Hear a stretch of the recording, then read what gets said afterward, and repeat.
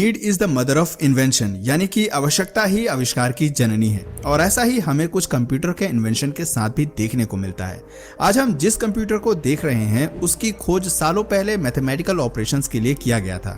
हालांकि समय समय पर जरूरतों के अनुसार वैज्ञानिकों और इंजीनियर्स ने इसमें ढेर सारे चेंजेस किए, जिसका रिजल्ट आज आप खुद अपनी आंखों से देख ही सकते हैं। पहले जो कंप्यूटर एक कमरे के साइज के हुआ करते थे, आज वह 24 इंच के स्क्रीन में सिमट के रह चुके हैं। हालांकि साइज में भले ही ये काफी छोटे हो चुके हैं, पर अगर यूजेस की बात करें तो इनका इस्तेमाल अब पहले से कई गुना ज्यादा होने लगा है। और हो भी क्यों ना, आज के टाइम में हर चीज ऑनलाइन है, डिजिटल का जमाना है। पेपर वर्क की जगह अब कंप्यूटर ने ले ली है। यही वजह है कि आज चाहे कोई प्राइवेट ऑफिस हो या फिर कोई सरकारी बैंक, हर जगह आपको कंप्यूटर देखने को मिल जाएगा। आज टिकट बुकिंग से लेकर ईमेल भेजने तक, ऑनलाइन रिजल्ट देखना हो या फिर स्टडी करनी हो या फिर हमें गेम ही क्यों ना खेलना हो, सभी कामों में कंप्यूटर का इस्तेमाल होने लगा है। इनफैक्ट अमेरिका और जापान जैसे देशों के विकास के पीछे भी मेन रीजन कंप्यूटर ही है। वैसे दोस्तों, कंप्यूटर का इस्तेमाल तो आप सभी करते होंगे, पर क्या आपने कभी ये सोचा है कि दुनिया का पहला कंप्यूटर कौन सा था, उसे किसने बनाया था, और सबसे जरूरी बात कि कंप्यूटर कब और कौन लेकर आया था? वैसे मैं गारंटी के साथ कह सकता हूं कि आप में से ज्यादातर लोगों को भारत के कंप्यूटर की हिस्ट्री पता नहीं होगी। वैसे अगर मैं सही कह रहा हूं तो आपसे रिक्वेस्ट है कि आप इस वीडियो में एंड तक बने रहें, ताकि आप उस नॉलेज को हासिल कर सकें जिससे अभी भी बहुत से लोग अनजान हैं। दोस्तों, सबसे पहले तो आप ये जान लीजिए कि कंप्यूटर का इतिहास आज से लगभग 3000 साल पुराना है। जी हाँ, 3000 साल पुराना। दरअसल 300 BC में चीन में बेबीलोनियंस द्वारा एक मशीन बनाई गई थी जिसका नाम एबेकस था। ये लकड़ी का एक फ्रेमवर्क था जिसमें 2 वायर लगे होते थे। ये दोनों ही वायर एक दूसरे के पैरेलल होते थे और इन वायर के ऊपर बेड के शेप के कुछ स्ट्रक्चर्स लगे होते थे जिनका यूज कैलकुलेशन करने के लिए किया जाता था। इनकी यूटिलिटी को देखते हुए आज के समय में एबेकस का यूज स्कूल में बच्चों को काउंटिंग सिखाने के लिए किया जाता है। दोस्तों, एबेकस के बाद अलग अलग समय में अलग अलग वैज्ञानिकों ने अपनी जरूरत के अनुसार डिफरेंट टाइप्स के कैलकुलेटिंग डिवाइसेस बनाए। पर अगर डिजिटल कंप्यूटर की बात करें तो इसे बनाने का श्रेय फ्रांस के ग्रेट मैथमेटिशियन ब्लेसी पास्कल को जाता है। उनके द्वारा 1642 में डिजिटल कंप्यूटर का इन्वेंशन किया गया था, जिसमें नंबर लगे होते थे और उन नंबर्स को डायल करने पर किसी भी नंबर्स को आपस में ऐड किया जा सकता था। इस कंप्यूटर का इस्तेमाल एक कैलकुलेटर के रूप में किया जाता था। दोस्तों, डिजिटल कंप्यूटर के बाद बारी थी मैकेनिकल कंप्यूटर के इन्वेंशन की, और इसका इन्वेंशन साल 1822 में चार्ल्स बेबेज के द्वारा किया गया था। चार्ल्स बेबेज ने अपने इस डिवाइस को सिंपल कैलकुलेशन करने के लिए बनाया था। यह स्टीम से चलने वाली एक तरह की कैलकुलेटिंग डिवाइस थी। इस डिवाइस को बनाने के बाद 1830 में चार्ल्स बेबेज ने एक और कैलकुलेटिंग डिवाइस बनाई जिसे उन्होंने डिफरेंशियल इंजन का नाम दिया। डिफरेंशियल इंजन की हेल्प से ही सभी तरह के मैथमेटिकल ऑपरेशंस किए जा सकते थे। पर चार्ल्स बेबेज अपनी इस डिवाइस को और भी ज्यादा एडवांस बनाना चाहते थे और इसीलिए वो लगातार रात दिन एक करके उस पर काम करते रहे, लेकिन शायद होने को कुछ और ही मंजूर था। 79 साल की एज में 1871 में चार्ल्स बेबेज की अचानक मौत हो जाती है। चार्ल्स बेबेज के मरने के 40 साल बाद 1888 में चार्ल्स बेबेज के बेटे हेनरी बेबेज अपने पिता के काम को आगे बढ़ाते हैं और 1937 में पहला जनरल मैकेनिकल कंप्यूटर बनाकर तैयार कर देते हैं, जिसका नाम एनालिटिकल इंजन रखा गया। दोस्तों, ये कंप्यूटर अब तक के बनाए गए सभी कंप्यूटर से अलग और खास था। ये लगभग हर तरह की मैथमेटिकल प्रॉब्लम्स को सॉल्व कर सकता था। इसके अलावा ये कंप्यूटर इंफॉर्मेशंस को परमानेंट मेमोरी के रूप में स्टोर भी कर सकता था। यानी ये कंप्यूटर पूरी तरह मॉडर्न टेक्नोलॉजी से इक्विप था। आगे चलकर इसी को आधार बनाकर मॉडर्न कंप्यूटर्स का विकास हुआ। यही वजह है कि चार्ल्स बेबेज को फादर ऑफ कंप्यूटर कहा जाता है। दोस्तों, कंप्यूटर के इतिहास का पहला इलेक्ट्रॉनिक कंप्यूटर एबीसी है। एबीसी यानी अतानासॉफ बेनरी कंप्यूटर। इस कंप्यूटर को लोवा स्टेट यूनिवर्सिटी के physics professor doctor John Vincent Atanasoff ने अपने ग्रेजुएट स्टूडेंट क्लिफोर्ड बेनरी के साथ मिलकर बनाया था। दोस्तों, कंप्यूटर के इतिहास में क्रांति लाने वाला कंप्यूटर ENIAC है। ENIAC यानी electronic numerical integrator and computer. अगर आप नाम से नहीं समझ पा रहे हैं तो मैं आपको बता दूं, ENIAC दुनिया का पहला programmable electronic general purpose digital computer है, जिसे 1945 में बनाया गया था। इस कंप्यूटर को डिजाइन करने और बनाने का काम US आर्मी ने किया था, इसलिए सबसे पहले इस कंप्यूटर को US आर्मी के लिए इस्तेमाल में लाया गया था। यह कंप्यूटर बड़े से बड़ा न्यूमेरिकल प्रॉब्लम सॉल्व करने में कैपेबल था। इसमें प्रोग्रामिंग के थ्रू चेंजेस भी किए जा सकते थे। ENISC अपने समय में उन कैलकुलेशंस को 30 सेकंड में पूरा कर देता था, जो कि उस समय एक आम इंसान को करने में 20 घंटे लगते थे। ENISC की इस खूबी ने उसे अपने समय में काफी पॉपुलैरिटी दिलाई। हालांकि ENISC की एक कमी भी थी, इसका वेट और साइज दोनों ही काफी बड़ा था। अगर साइज की बात करें तो इस कंप्यूटर को किसी जगह पर रखने के लिए 20 बाई 40 फीट का कमरा होना चाहिए था, जबकि इस कंप्यूटर का वेट लगभग 30 टन था। यह कंप्यूटर पर्सनल यूज के लिए नहीं था, इसका इस्तेमाल किसी एरिया स्पेसिफिक से जुड़े लोग ही कर पाते थे। दोस्तों, इस पहले प्रोग्रामेबल कंप्यूटर के बनने के कुछ ही समय बाद पूरी दुनिया में एक इंडस्ट्रियल रेवोल्यूशन आ गया। दुनिया की हर बड़ी कंपनी कंप्यूटर बनाना और उसे बेचकर पैसे कमाना चाहती थी, जिस वजह से अलग अलग समय पर इन कंपनीज ने कई ऐसे इलेक्ट्रॉनिक डिवाइसेस बनाए जो कि कंप्यूटर के मॉडर्नाइजेशन में बहुत काम आए, और इसी के बेसिस पर कंप्यूटर्स को 5 जनरेशंस में बांटा गया। अगर फर्स्ट जनरेशन की बात करें तो इसका टाइम पीरियड 1940 से 56 तक का था, और इस बीच जो कंप्यूटर्स बनाए गए उसमें वैक्यूम ट्यूब्स का इस्तेमाल किया गया था। ये वैक्यूम ट्यूब साइज में बहुत बड़े और वजनदार होते थे, इसलिए फर्स्ट जनरेशन के कंप्यूटर साइज में बड़े और वजनदार होते थे, जिस वजह से उन्हें एक जगह से दूसरी जगह नहीं ले जाया जा सकता था। दोस्तों, ENISC भी फर्स्ट जनरेशन के कंप्यूटर का ही एग्जाम्पल है। इसमें 20,000 वैक्यूम ट्यूब्स, 10,000 कैपेसिटर्स और 70,000 रेजिस्टर्स लगे होते थे।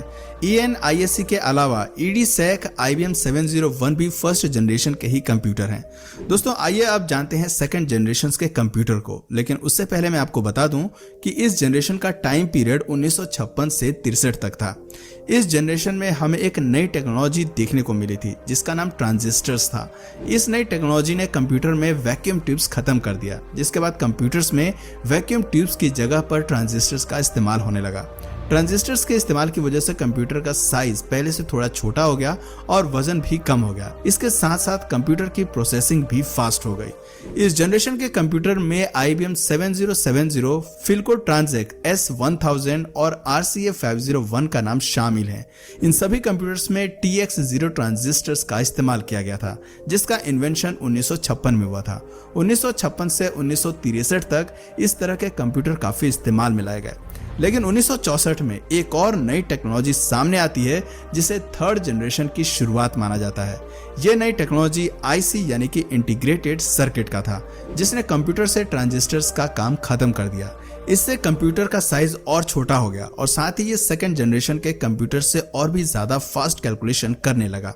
दोस्तों, IC के इन्वेंशन के बाद से दुनिया में कंप्यूटर का रूप ही बदल गया, और इसका अंदाजा आप इस बात से लगा सकते हैं कि आज भी ICs का इस्तेमाल कंप्यूटर में किया जाता है, और इसी तरह से थर्ड जनरेशन को गोल्डन जनरेशन का नाम दे दिया जाता है। दोस्तों, थर्ड जनरेशन के बाद 1972 से फोर्थ जनरेशन की शुरुआत होती है। इस जनरेशन का महत्व इसलिए भी बढ़ जाता है क्योंकि इसमें कंप्यूटर्स एक बड़े कमरे से निकलकर लोगों के डेस्क तक आ गए थे। दरअसल इसी जनरेशन में माइक्रो प्रोसेसर का इन्वेंशन हुआ, जिसने कंप्यूटर को सुपर फास्ट के साथ साथ कॉम्पैक्ट और डेस्कटॉप तक ला दिया, जिस वजह से आम इंसान भी अब बहुत ही आराम से इसे खरीद सकते थे और उसका यूज कर सकते थे। इस जनरेशन के कुछ मेन कंप्यूटर्स में अल्टेयर 8800, IBM 5100 और मिक्राल का नाम आता है। दोस्तों, इसके बाद आता है फिफ्थ जनरेशन। ये जनरेशन कंप्यूटर के युग का सबसे मॉडर्न जनरेशन है, जिसकी शुरुआत हुई है साल 2010 में, लेकिन ये अभी भी चल रही है और शायद आगे भी चलती जाएगी, क्योंकि इस जनरेशन के कंप्यूटर में AI यानी कि आर्टिफिशियल इंटेलिजेंस का इस्तेमाल किया जाता है। और AI कितना पावरफुल है इसके बारे में तो आप सभी जानते ही होंगे। AI के आने के बाद से इंसान अपने लैंग्वेज में कंप्यूटर से बात कर सकता है, उसे जिस तरीके से चाहे इस्तेमाल कर सकता है। कोर्टाना, सिरी, एलेक्सा जैसे AI टेक्नोलॉजीज हमें इसी युग के कंप्यूटर में देखने को मिलते हैं। दोस्तों, अब आइए हम अपने आखिरी सवाल पर आते हैं, जिसका जवाब जानना हमारे लिए सबसे ज्यादा जरूरी हो जाता है, क्योंकि ये सवाल हमारे देश से जुड़ा हुआ है। हमारे देश भारत में कंप्यूटर कब और कौन लेकर आया था? दोस्तों, भारत में कंप्यूटर युग का आरंभ साल 1952 से माना जाता है, क्योंकि इसी साल भारत में पहला कंप्यूटर द्विजेश दत्ता मजुमदार द्वारा कोलकाता के इंडियन स्टैटिकल इंस्टीट्यूट में लगाया गया था। इसके बाद बेंगलुरु में भी भारतीय विज्ञान संस्थान में इसी तरह के एनालॉग कंप्यूटर लगाए गए। पर दोस्तों, अगर सही मायने में देखा जाए तो भारत में कंप्यूटर युग की शुरुआत 1956 में हुई, क्योंकि इसी साल भारत में पहला डिजिटल कंप्यूटर लाया गया था, जिसका नाम HEC2M था। HEC2M कंप्यूटर को इंग्लैंड में बनाया गया था। इसे ब्रिटिश इंजीनियर और फिजिसिस्ट एंड्रयू डोनाल्ड बूथ ने बनाया था। इस कंप्यूटर की कीमत उस समय इंडियन करेंसी में 10 लाख रुपए थी। इस कंप्यूटर की लेंथ 10 फीट, विड्थ 7 फीट और हाइट 6 फीट थी। इस कंप्यूटर को भी कोलकाता के भारतीय विज्ञान संस्थान के अंदर लगाया गया था। ये भारत का पहला इलेक्ट्रॉनिक बेस्ड कंप्यूटर था और इस तरह के कंप्यूटर का इस्तेमाल जियोग्राफिकल कैलकुलेशंस और साइंटिफिक वर्क्स के लिए किया जाता था। जिस समय इस कंप्यूटर को भारत में लगाया गया था उस समय भारत जापान के बाद एशिया का दूसरा देश बन गया था जो इस तरह की कंप्यूटर टेक्नोलॉजी का इस्तेमाल कर रहा था।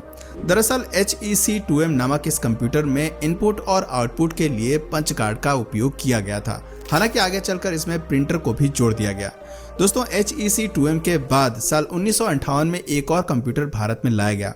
भारत ने इस कंप्यूटर को रूस से खरीदा था जो आकार में HEC2M से भी बड़ा था। इस कंप्यूटर का नाम यूरल था। भारत में HEC2M और यूरल दोनों ही कंप्यूटर का इस्तेमाल साल 1964 तक किया गया था।